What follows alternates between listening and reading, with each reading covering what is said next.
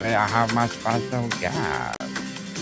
She's a marketing and sales culture strategist, the founder of Hexagon Media, and the host of a long-running podcast, Deals with Deals. None other than Miss Debra Bowers. Hello. Welcome, welcome, Miss Debra on Entrepreneurship 101. And can you please introduce more about yourself that I missed?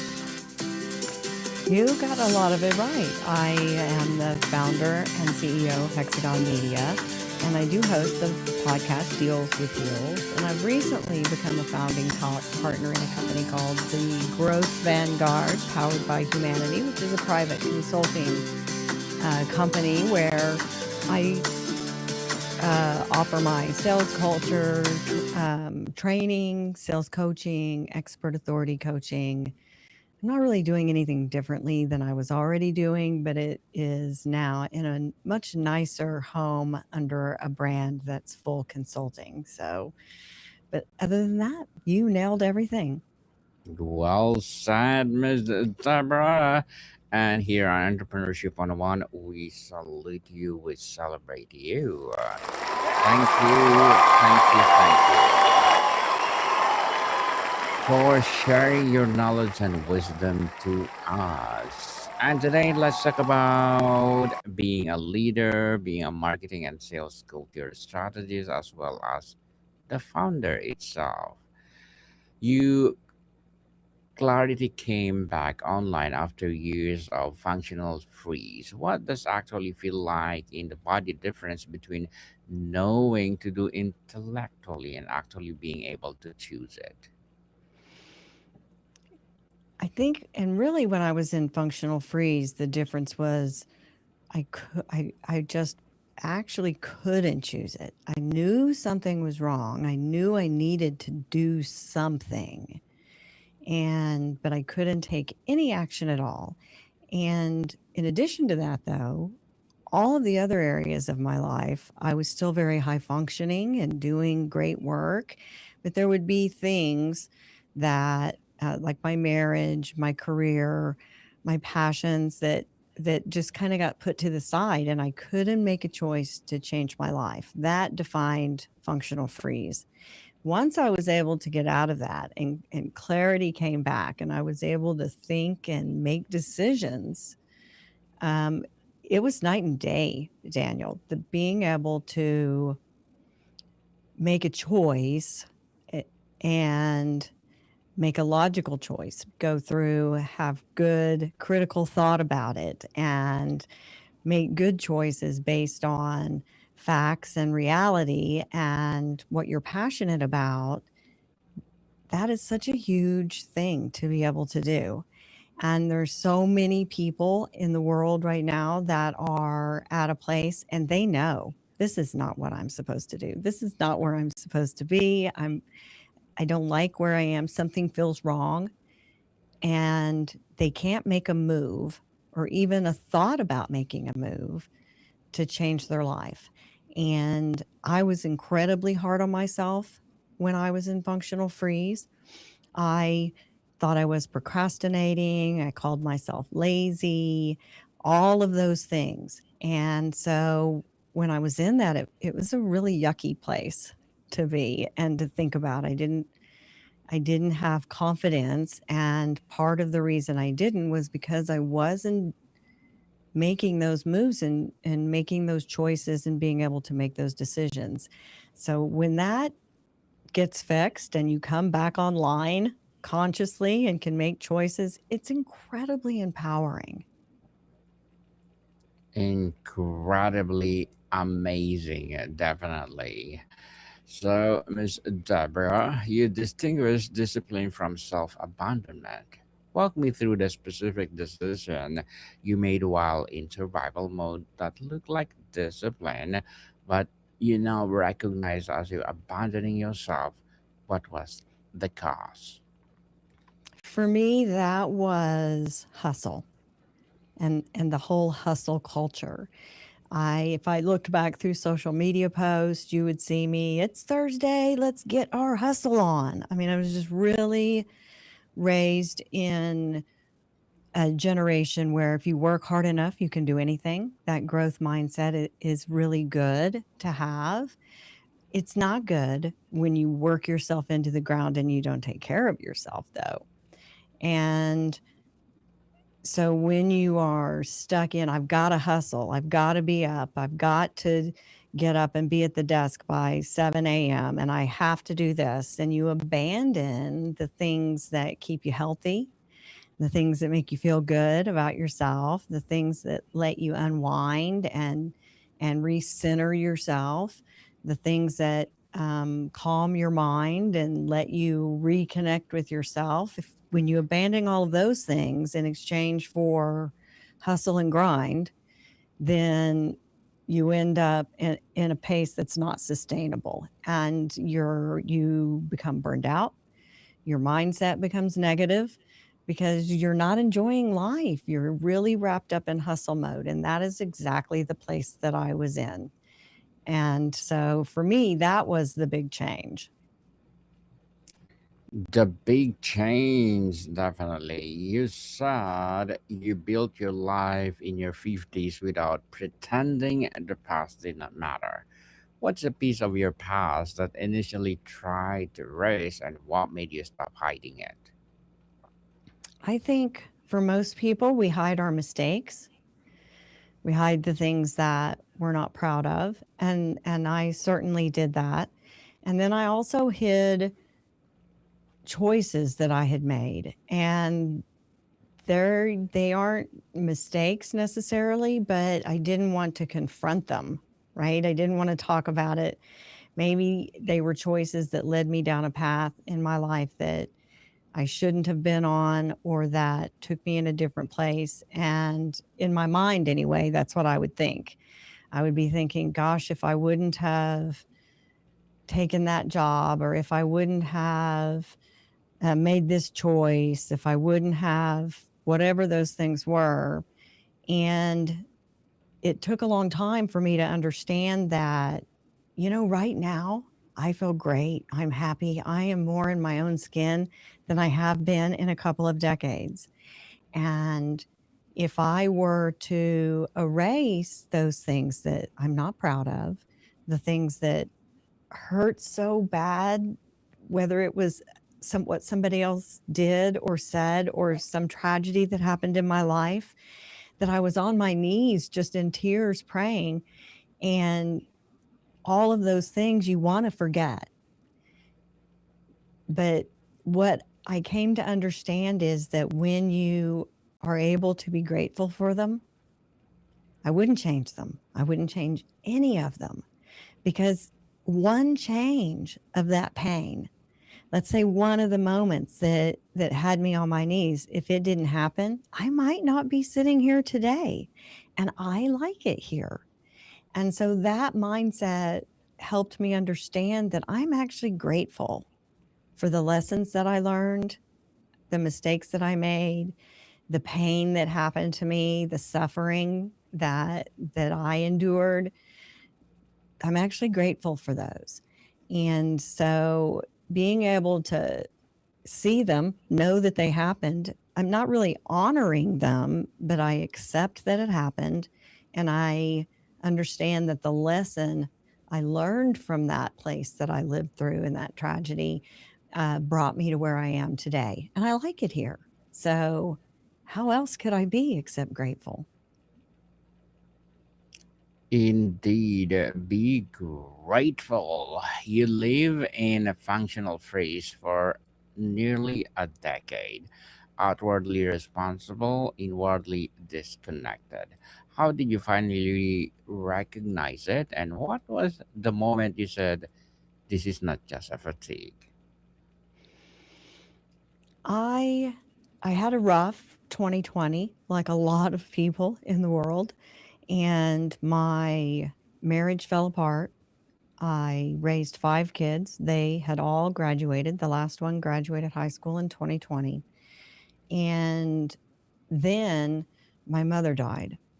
And that was really the thing for me that sent me over the edge. The other 2 things, like I chose to be divorced, And I'm proud of my kids for growing up and doing good things and graduating and moving on with their life. So, but even good things cause emptiness within us that need to be filled up with something. And I hadn't filled any of that up yet when my mother died. And my mother lived with me. She was diagnosed with cancer in 2017. And so she lived with me off and on during that time, during her recovery. And I was very blessed to have a very good relationship with her um, most of my life, but especially at the end of her life.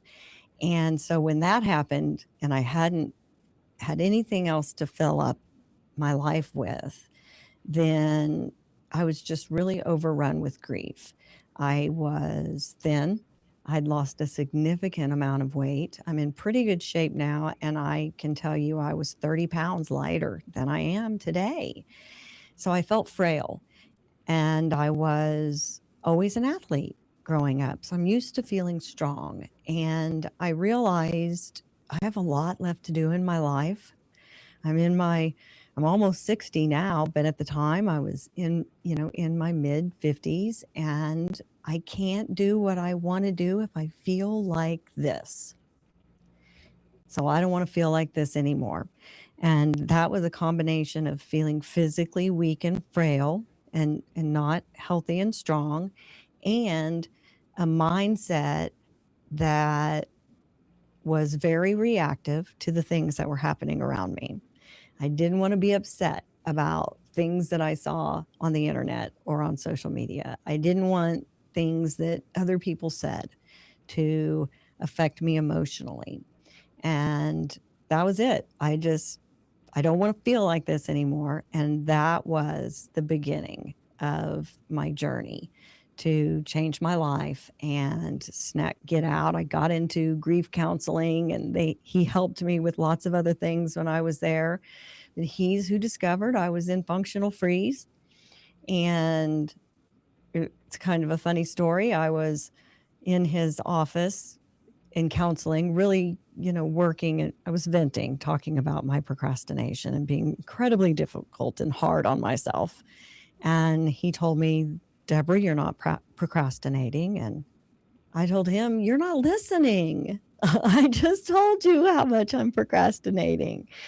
And he said, "No, you're not. You're in freeze. You're in fight or flight. You're the deer.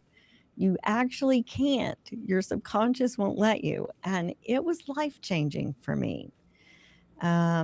So I think that was really the point for me where, one, I said, "No more. I'm not going to feel like this anymore." And I started learning and taking steps to change my life. But two, learning that I'm really not procrastinating, and I'm not lazy, and I can stop being so hard on myself when I can't do something. I understand why, and I can now snap myself out of it with grounding exercises when it does happen. Like, it's immediate, and I can immediately do what I was avoiding. And don't get me wrong, Daniel, they're still procrastinating. I still put things off to do fun things, but I don't put them off just to sit and sulk about why I can't do it. Well, definitely. There is always a procrastination. You say capable leaders often judge themselves harshly for patterns that are actually adaptive response to overload. What's a pattern you judge yourself for mostly harshly, and what would you say to a leader doing the same thing right now? Well, right now, I mean, let's face it, leaders and managers and workers, we're all pushed to the very max. We're giving as much as we can give, and they want more. And a leader is faced with a lot of things that some they don't have control over. But when you're pushed so hard and you start feeling burnout, you get resentful.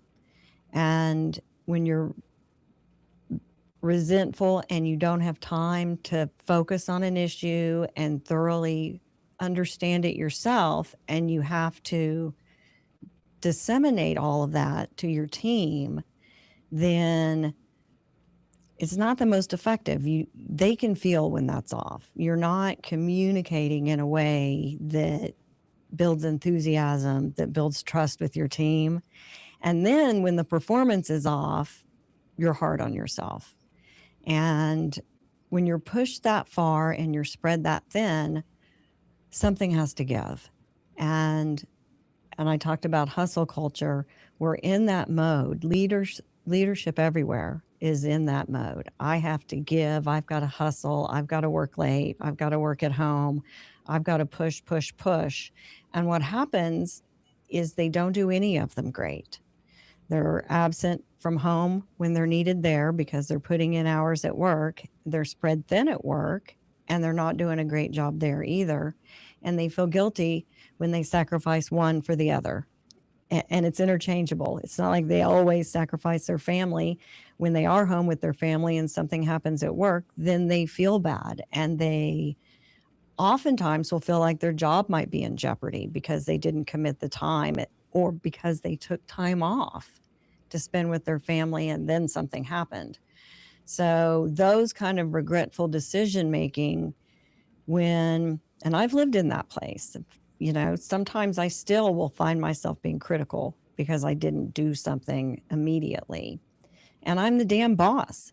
So there's a culture that happens that we get kind of sucked into that. And now we feel like there's an obligation for me to give and give and give and sacrifice other parts simply for my job and my career or my business if you're an entrepreneur or your business. And it's really important that you take the time to find clarity and clear your mind so that your instincts are sharp. Oftentimes, we don't trust our instincts. We can't even feel them because they're so inundated with information around us. So for me, that's what I see with other leaders, and it's definitely been true for me in my life. Well said, Miss Deborah. You say selling does not have to feel salesy or salesy. What is specific phrase or tactic from traditional sales training that you banned from your own work, and what do you replace it with? I think really what comes down to feeling there's definitely high pressure sales tactics that are out there, right? They're out there. Anyone who's been in sales has had classes that are uncomfortable where they had to learn different things. And I don't really see the future of sales in that. But I also see that most people are really uncomfortable with even the word sales. They don't want to say they're a part of sales. And if you're an entrepreneur, your entire business exists for sales. You're selling a product or a service, whether it's a small company or a really big company. It exists merely to sell. And so there's a big negative connotation about sales to begin with. But I think what causes people to come across as salesy and pushy has to do with something bigger in an organization, even a small organization. And that has to do with demand building. And demand building, you hear about it in economics, supply and demand. When the demand is high, then you can make a lot of sales. And if supply is low, you can charge more for it. So demand is important, and we're always trying to build that because that represents the people that want the types of products and services that we have. So if you spend time building demand, which is done in a lot of ways, it can be done with media, of course, and I'm not talking all the way about branding because branding's only one part of demand building. That's the part of where my company's the provider of choice for the services that I'm building demand for. That's all branding is that one part of the sales cycle. Such a buzzword though, and everybody focuses on it. True demand building the number of people that want your products and services and that choose you is done, yes, through media, but also through customer experience, through customer testimonials and reflection and energy because good things are happening, through team experience. How are your employees? How do they understand how they fit into your company and that overall sales cycle. How bought in are they? How well taken care of are they? How do they communicate?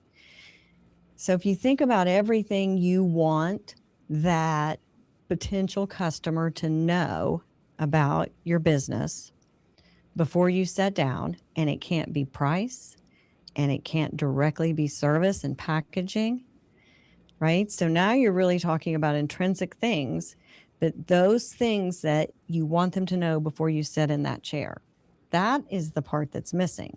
So when the salesperson sits down in the chair to ask for the sale, to do the typical sales function that we all know, if we haven't done a good job of building demand, then they need to do it in the sales call. And so they're dispensing a lot of information in a short amount of time. This is what we do. This is why we're so good at it. Did you know if this could happen, if this happens, and you should probably have this checked every month? And boy, that feels like pressure. It's not pressure. You're just trying to do this whole big demand building function that's multifaceted in a 30-minute sales call. And so that's happening. That feels like pressure, even when you're not using high pressure tactics. So that's the part that really ends up, the more I dig in with a business, that's the part that's missing. If they're struggling with high pressure, feeling like people don't want to talk to me because they feel like I'm pressuring them. Oftentimes they are pressuring them, but they don't realize they're doing it. They're simply trying to build demand while they're sitting in the sales call, which is pretty long after demand building in the sales cycle. So that part is really what's causing that. It's not that there's so many people out there with high pressure sales tactics and all of the closing techniques, because I think most entrepreneurs aren't in that space. Again, beautifully articulated, Ms. Deborah. You talk about matching sales style to buyer personalities. What's a buyer personality that most sales training completely fails to serve, and how do you coach someone to adapt? You know, I think we spend a lot of time as entrepreneurs focusing on the buying personality that's easiest to close, that makes decisions quickly. And what they don't teach us how to do is how to deal with a skeptical buyer, for example. And we've all sat down in front of a skeptical buyer and you start talking to them and they just have that look like they don't believe you. They don't have a lot more time for you. They're just skeptical by nature. It's not something that you can talk them out of being. And some skeptical buyers, even after you get their service, they're like, well, we'll see, because they just still don't quite trust. They're the hardest ones to build trust with. And most sales training doesn't focus on the nuances of dealing with someone like that, where they really want the bottom line. They want facts and figures. They want to see perhaps some previous results, but they don't want to take a lot of time with all of that either. And it can take time for them to decide that they trust you. But once they hit that bottom line and they make that decision and they come on board, I will tell you that a satisfied skeptical buyer is the most loyal buyer that you will ever have, because they didn't quite believe you and you convinced them with your service and your products. So they don't really teach us how to handle that. They teach us how to try to close them right now. That there's a big difference between closing someone right now that is a headliner that makes decisions quickly, that doesn't want a ton of information and wants to actually make a decision quickly, than getting in line with a skeptical buyer or a thinker, for example. A thinker, you may spend a lot of time working with them over a week or a 2-week period and then think the deal is dead. They seem interested and they keep asking for information and you keep giving it to them, and yet you can't close them because they just haven't made up their mind yet. And when you realize that they're a thinker, then you can let that go and stop being hard on yourself and stop trying to think of ways that you can close them, put them on a drip campaign, stay in touch with them, and then close them in 2 months when they're ready. But lots of people let go of that and they don't contact them again and think that deal is just dead. And they may still come back to you, but they may also go to your competitor if your competitor happens to talk to them before you do and they're at that decision making point. So rarely sales training focuses on how to deal with the nuances of that because we're so pressured to get results today. And it takes time to fill your pipeline if you have people in there that are going to take longer. Well said again. Well said, Miss Deborah. And to wrap up our discussion for today, you work in corporate, entrepreneurial, and agency environments. What's pattern of self-betrayal you've seen across all three, and why do smart people keep repeating it? Um, I think all of it is really about trusting yourself and being clear. And it doesn't really matter what type of business you're in or what the function is, whether you're an employee or you're an entrepreneur. You see, if you lose clarity in what you're doing, you lose your purpose. Humans have to have a purpose. They have to really feel like they're helping and doing something. And I have a purpose every day. And if we don't, then we get depressed, we get resentful, we get frustrated. And that lack of emotional regulation, it is across every industry. And it doesn't matter whether that leader, high performer is an executive in leadership, if they're an entrepreneur, if they're a solopreneur, if they are an employee. If you lose that and you don't have control over your reactions, then someone says something and now you've slipped and your emotions are heavy. Now you're not listening. Your body's going into that emotional state and kind of in fight or flight. And so your blood actually leaves your brain and comes into your limbs because it thinks something's wrong. And so you lose decision-making capacity in your IQ actually drops about 20 points when you're in that emotional state. So we've all made bad decisions when we've been emotional. And you'll hear someone say, gosh, I was so upset and I made a terrible decision. And that somewhat feels acceptable in my world. I'm much more likely to justify an emotional decision that I made when I was upset. But when I learned that the blood flow and how that leaves your brain and how that diminishes your IQ and your decision-making ability, now I reframe that as, okay, if I'm emotional, I might make a dumb decision. And I'm far less likely to justify making a dumb decision and rather than an emotional one. So, but across the board, Daniel, when people lose their emotional regulation because they've lost clarity and their center and their purpose in their life, then that is when poor decision making happens and they really lose a lot of control. And that is across the board. It doesn't matter the industry. Well, Ms. Deborah, thank you for sharing your knowledge and wisdom to us. So, can you please invite our listeners to support your business, your projects, or anything you want to promote on Entrepreneurship 101? Yes, I would be happy to. Thank you so much for having me. It's always good to talk to you. I have a great free resource. If someone is interested, they're out there selling. Most entrepreneurs are doing a heavy amount of selling themselves.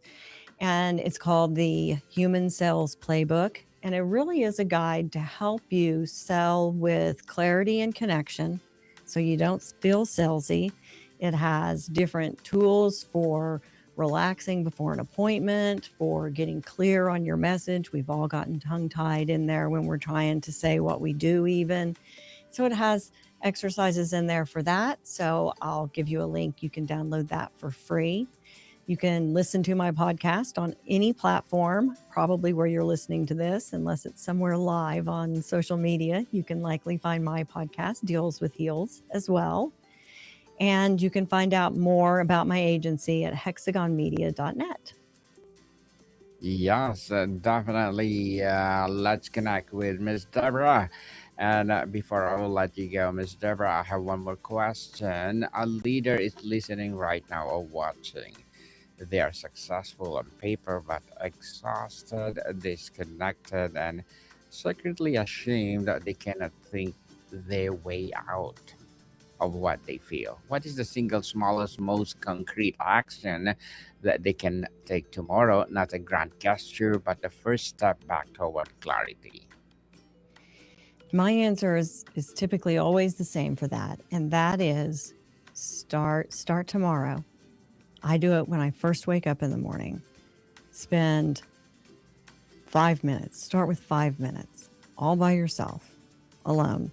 No screens, no phones. I like to be outside.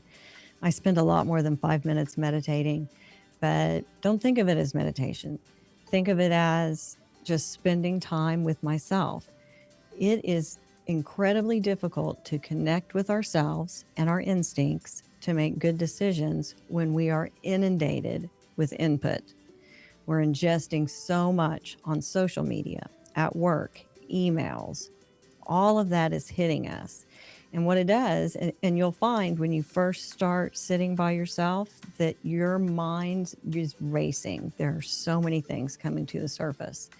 And that's good, because all of those things have been waiting to come out, and they didn't have the opportunity because they were being overrun with all of the bullshit of your day.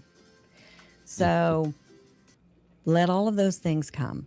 When I first started meditating, one of the little guides that I would get would say, and if the thoughts come, let them come. And I modified it and said, when they come, when the thoughts come, let them come, because they always do. And eventually, after you've been doing it every day for about a week, you'll see that your mind isn't racing as much, and you'll actually start thinking.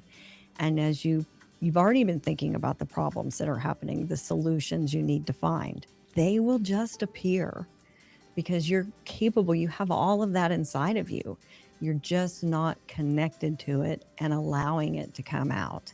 I think you'll find that after about 7 days, you'll be sitting for longer than 5 minutes, because it's incredibly empowering to let those inner things come out. And once all of the BS gets out of the way and you really are sitting with yourself, I can tell you the number of great ideas and decisions have come to me during that time. Amazing things. Amazing input and beautifully articulated, Ms. Deborah. And thank you so much for your time. Thank you, Daniel, for having me. Always a pleasure. Monica people, see you soon. Likewise, Ms. Deborah, keep up the good work.